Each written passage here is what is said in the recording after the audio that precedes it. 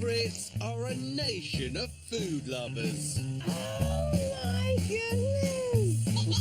Hello. Our supermarkets are jam-packed with products from every corner of the globe. Konnichiwa! But how much do we really know about the journey our food makes to our plates? Wow. I've never seen it like it in all my life. Oh! The Food Unwrapped team travel all over the world and beyond. This is like stepping into the future. To reveal the trade secrets behind the food we eat. Coming up, I take to the skies above Israel on a mission to protect their pepper crop from attack. Did you get served any food, anything like that? Me and the intrepid FU crew get bee-proofed as we lift the lid on Manuka honey. So you're saying that ultimately I'd probably need a PhD. And I muck in at the UK's largest leek harvest. You perhaps ought to stick to the day job.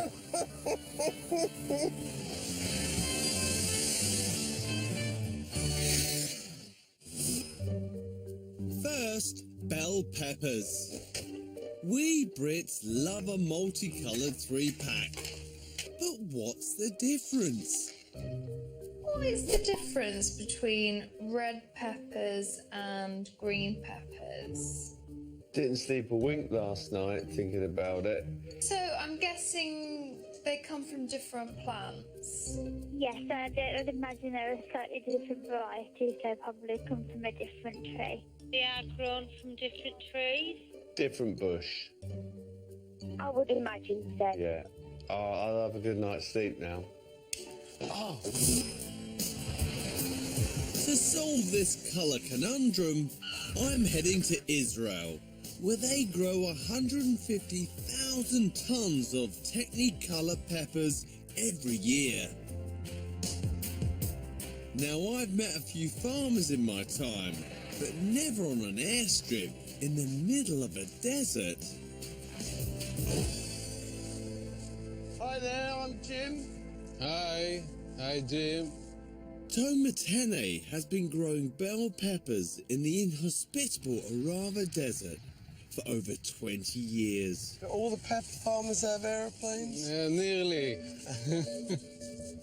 So what are you going to show me then, Thomas? We have to eradicate from this area the Mediterranean fruit fly. So the Mediterranean fruit fly exists around here. Is it a pest? It is a pest. Medflies are one of the world's most destructive pests. But farmers like Toma have an unlikely means of combat. So what's in here? Here we have a box with the Mediterranean fruit fly. Look at that. Have I missed something? Aren't these the very flies he's trying to exterminate? These are sterile male flies. Sterile males? Males. Okay. And once they mate with the females cannot lay their eggs and we don't have the next generation, okay? Who'd have thought pepper farming would involve insect matchmaking? Right, bye-bye flies, off you go and mate.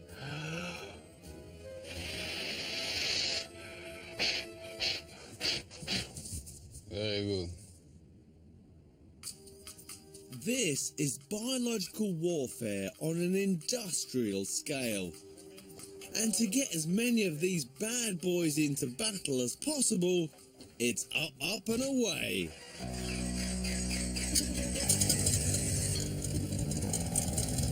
Joining me in the cockpit is ex-Israeli fighter pilot Shai. So here we go, about to drop the load of flies.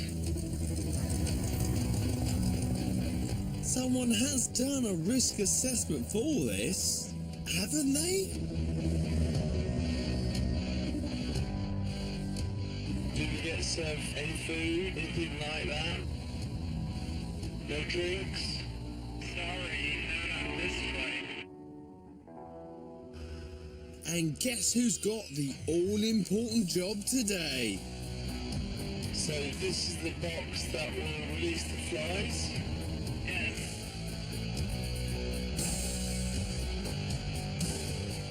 Okay. Release the flies. Look closely. You can see the insects eject.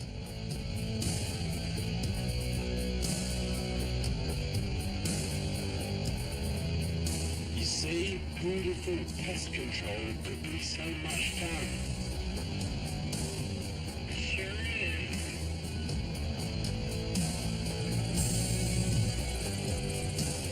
Here we go. Touchdown.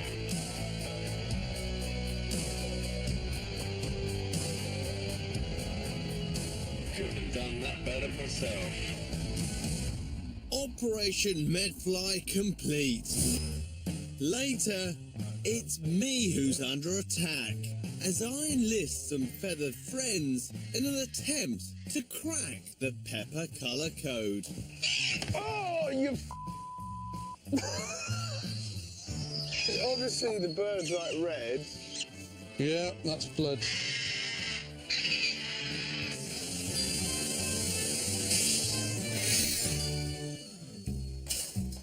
Next, Manuka honey.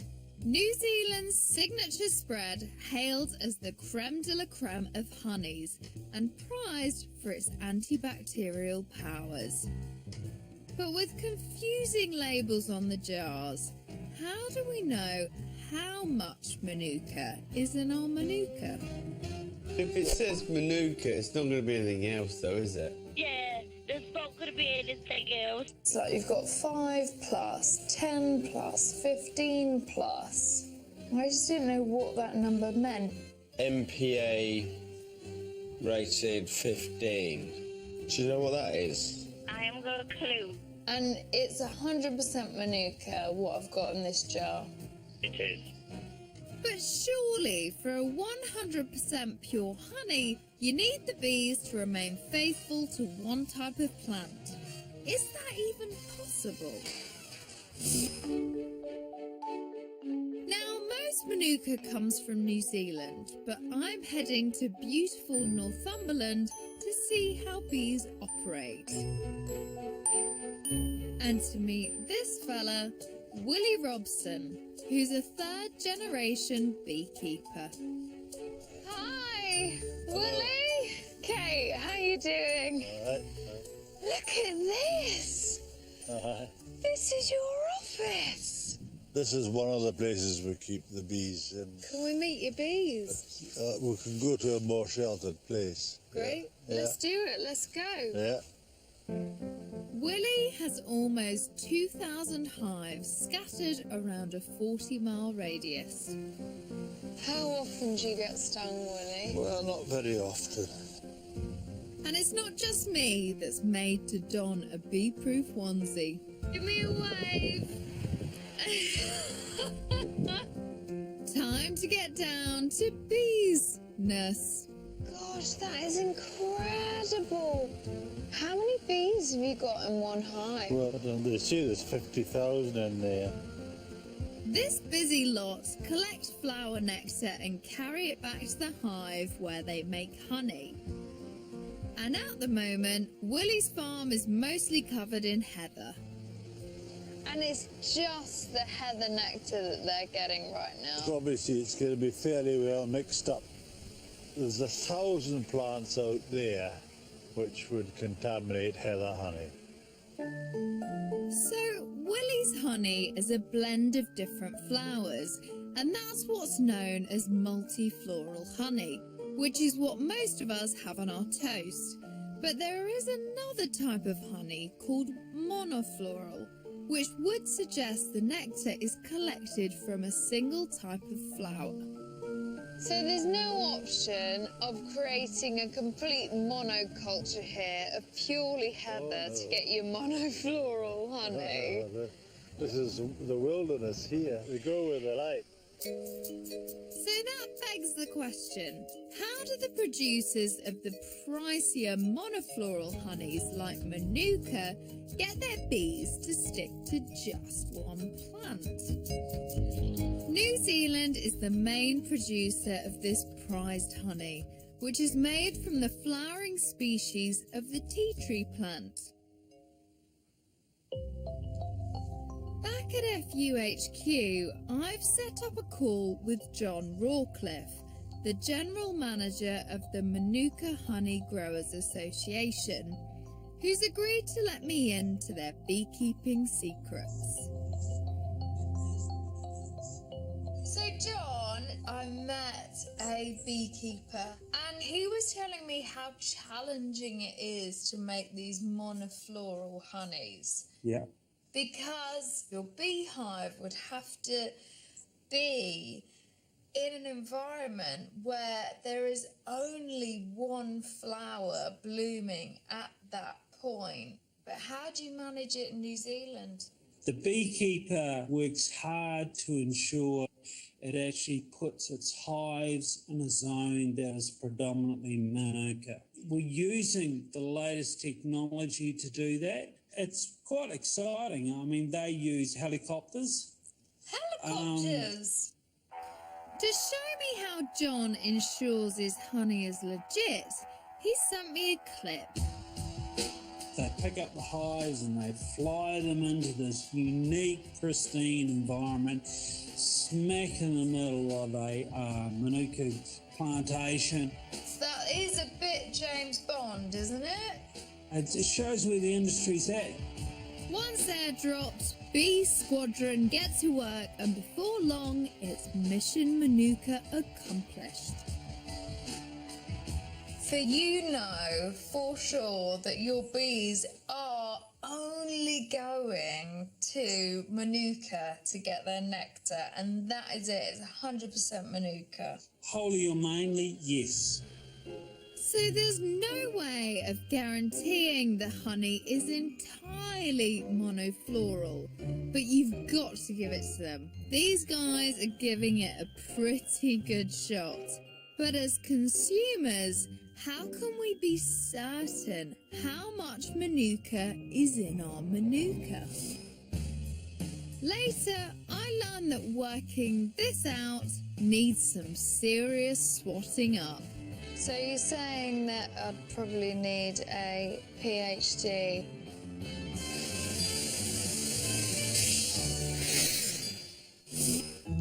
Now, leeks.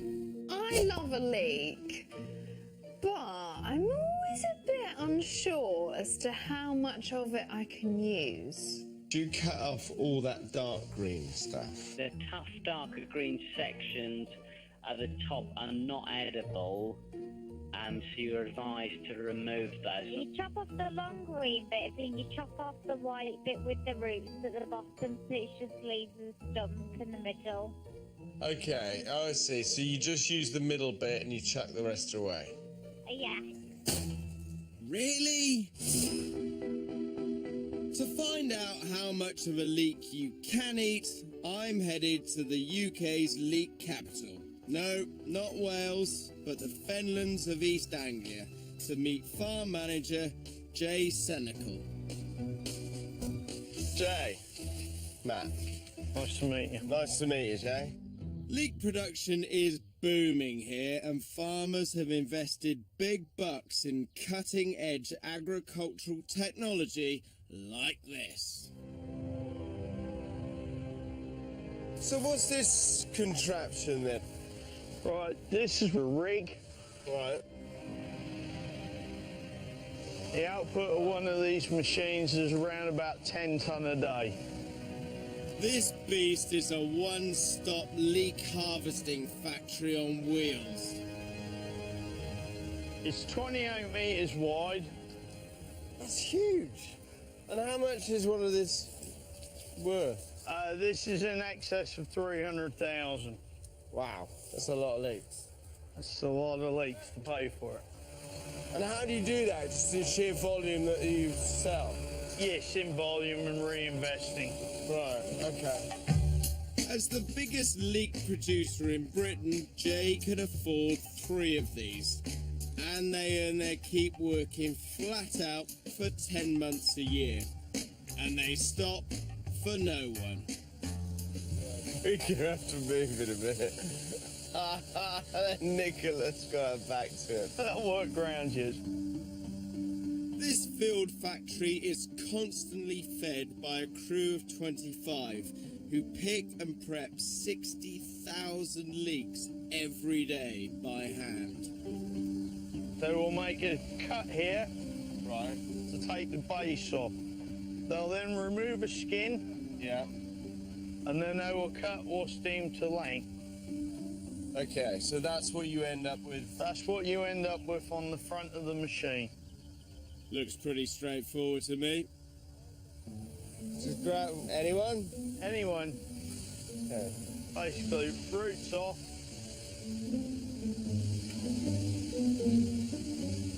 Okay, so he's done about 3. He's done 3 to your 1. My wife. Clearly I'm going for quality, not quantity. No, whoa, why? It will dry out because you've just took the base plate off. Alright.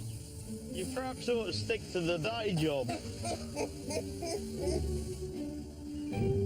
Processing right here in the field means all that waste can be ditched straight back onto the soil.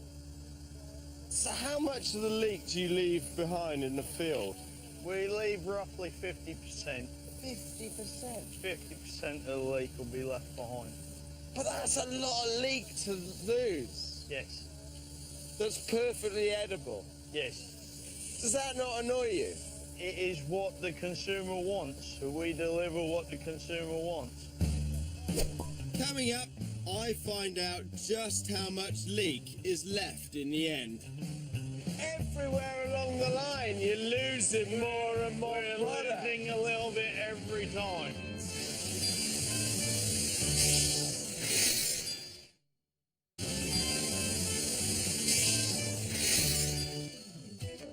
Back to the leek harvest, and I've discovered something quite alarming. 50% of the leek will be left behind. Jay's leeks are prepped for packaging right here in the field in this £300,000 mobile processing plant. People everywhere. Yes, they take the leek after it's been through the washer, comes onto the sorting tables. Right, they got different graded boxes. They have different graded boxes and different gauges which they go by. Quite handy with a knife as well, aren't they? Yeah. This way Jay can save costs. Instead of transporting all the offcuts to a waste facility, here they can eject them to plough back into the field. But these bits look perfectly good to me. What's wrong with all this then? Out of specification, we can't sell it. Really? Yeah. This is a perfectly good leek. Perfectly fine to eat. So if we complain, the amount of wastage is down to us. Yes. Waste. It is. It's almost criminal, isn't it? Yeah. But then the consumer, as in me and everyone else, What the consumer wants. driven this. The leeks are then sent to the pack house for one final pass before they're popped into the supermarket packets. So this is ready to go through a cutter to make all the product the same length. So they're cut again. It will be cut again, but it's machine cut this time. So every leek will be the same length as it goes into the packets. Everywhere along the line, you're losing more and more product. Losing another 10% by the time it gets to you and you pack it in the supermarket. And then once you get it home, the consumer will then chop off the green bit totally. They end up with that piece in the middle. Yeah. Amazing. In the end, most of us only eat around 35% of a perfectly good leek. Is there as much flavour in the top as there is Oh in yeah, the bottom? definitely. It's tougher, right? Yes. So if you shred it finer, Yes. you get the same taste. Yeah. Yeah. What there needs to be is a good quality programme with the occasional celebrity chef thrown in the mix to show people what to do. Is Jamie available?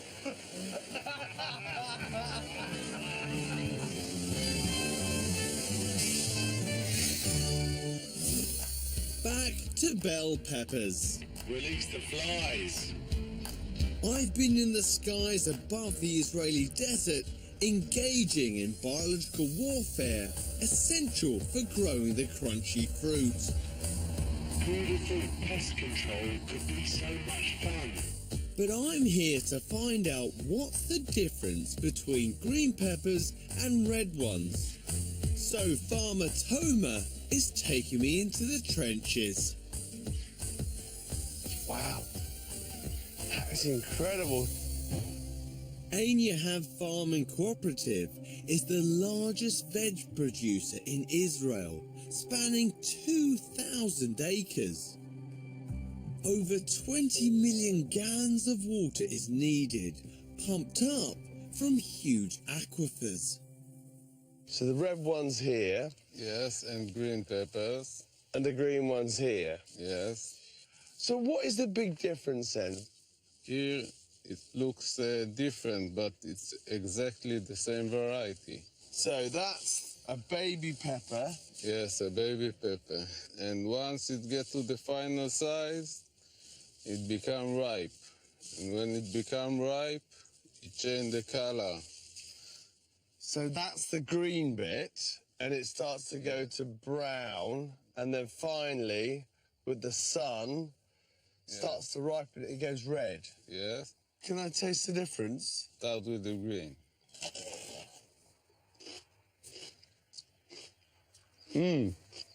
Fresh. And now I'm going to go for red. Seeds are up.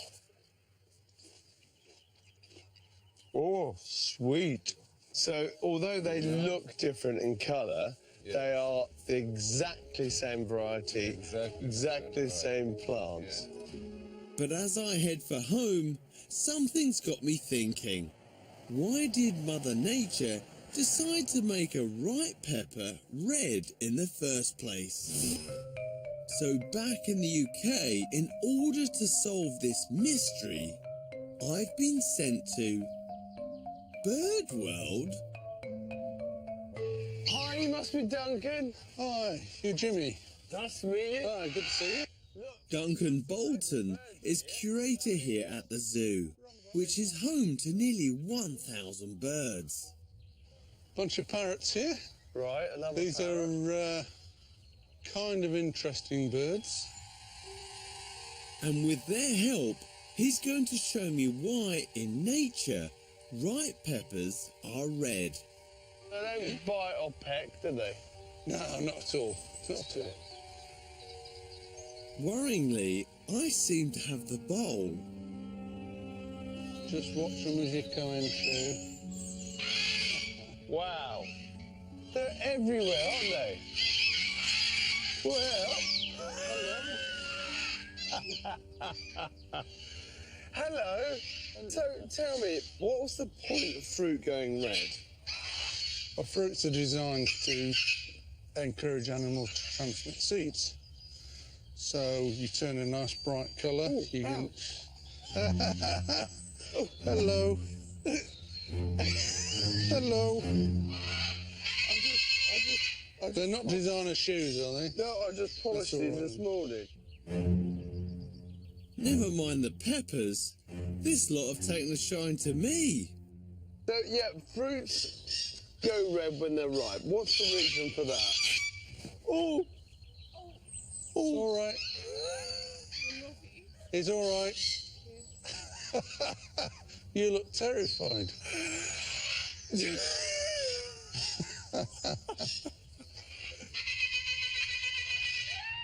There we go. Look at that. He's more interested in your hair. I don't know what you got. As long as I don't pull any out, I don't mind. What product have you been using? It's just for men.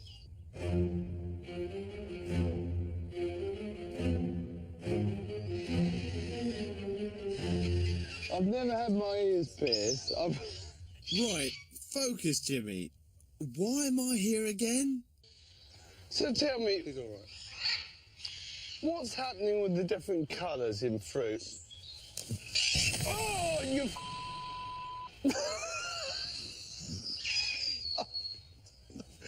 Did he get you bit then? my thumb. That's my thingy. Jeez.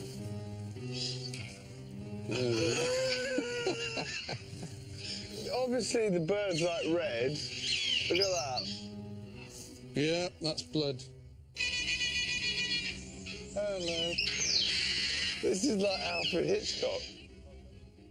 Before I meet my end at a bird enclosure in Surrey, can someone please tell me why ripe peppers are red? So the animal needs to know when the fruit's ripe, when the seeds are good for dispersing. The fruit turns a nice bright colour, often red. The animal comes along, eats the fruit, can't digest the seeds, seed goes straight through the system, out the other end, with a nice little package of manure, and grows into a new plant. Right, so it's like a light shining out to everyone. Come and eat me. Yeah, come get me. So it's obviously, they're not just attracted to TV presenters, it's the red of the pepper that they're here for. I bet this bird's never watched any of my shows. Watches them all the time, mate. All the time.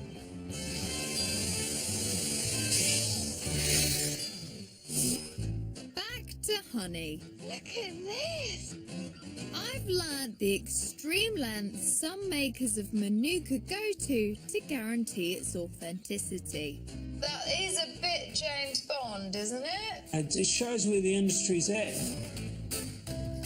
So producing Manuka honey doesn't come cheap, which goes some way to explain its hefty price tag. But what else we're paying a premium for? This is a food mega lab, one of the biggest in the country.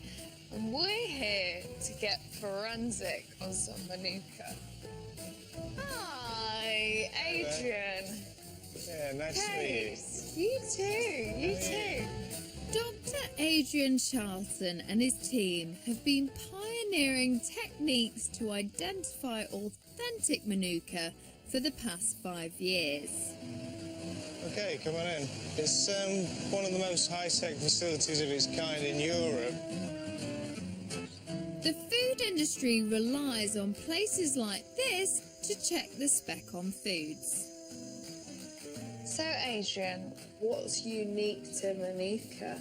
The degree of antimicrobial activity that the honey has. So there is some science behind this. This is a plate of bacteria. Bacteria grows around these little holes. We then add small amounts of honey into the holes.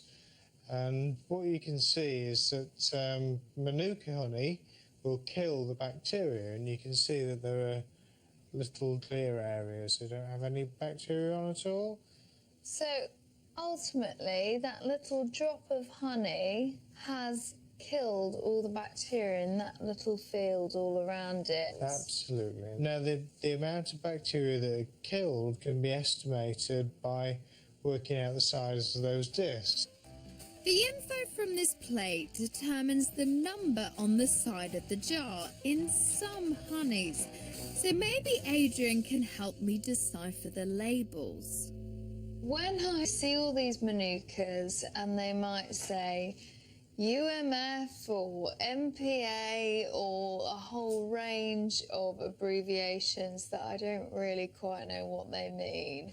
The labels really are trying to reflect the degree of antimicrobial activity that the honey has. The industry itself has not set a common standard There's a good example here. It says UMF on it. Now that stands for unique Manuka factor, and the higher the number, usually the implication is that that's a better quality product. Okay, so this one says MGO. So you can see the scale of the number here is very different. So what you've got is a whole host of different Manuka honeys that are rated against a whole rainbow of different rating systems.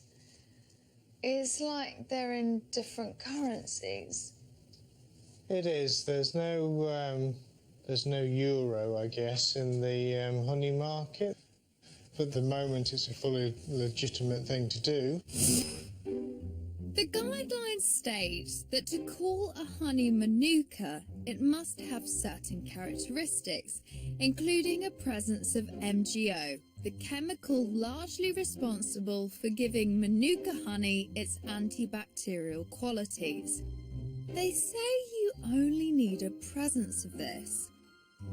We tested 5 Manuka honeys available to buy in the UK for MGO. The results showed all the honeys we tested were legitimate Manuka, but the levels of MGO were surprisingly varied.